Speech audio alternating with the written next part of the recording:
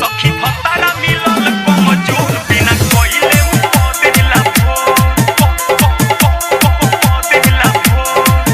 सखी भतारा मिलल कमजोर बिना कोइले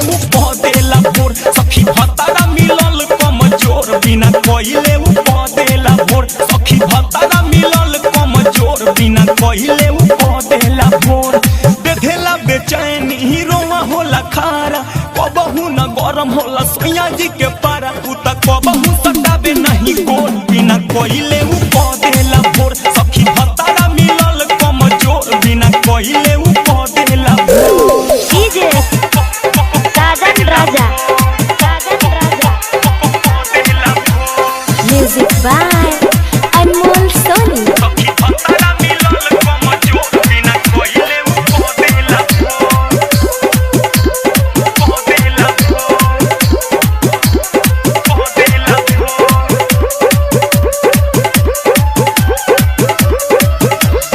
आवते ही से जिया न करे बल जोरिया हम ही सुताई तबे सुतेला पजरिया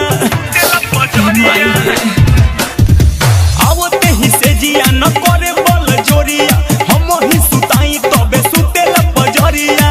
हमरा जवानी के करे नहीं गरम मौत के जैसे उ त करे बड़ा शरम मन करे दिही मुआना के छोड़ बिना कोइले देला भोर सखी भतारा मिलल कमजोर बिना कोइले रे देला भोर सखी भतारा मिलल कमजोर बिना कोइले देला भोर डीजे साजन राजा देला भोर सखी भतारा मिलल कमजोर बिना कोइले देला भोर अनमोल पिया खोले चोली के नफीता बड़ा याद आवे ललित लव के छतीसा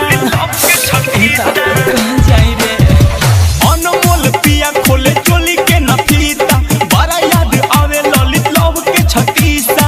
तू ही बताव सखी कैसे के डांटी मन करेला कबो खींच दही चाटी रही जाला मोरा लाली लाली ठोर बिना कोइले देला भोर सखी भतारा मिलल कमजोर बिना कोइले देला भोर बेधेला बेचैनी हीरोवा होला खारा कबहू न गरम होला सोया जी के पारा तू त कबहू सटावे नहीं गोर बिना कोइले देला भोर सखी भतारा मिलल कमजोर बिना कोइले देला भोर सपना रिकॉर्डिंग स्टूडियो परवाहा चौक।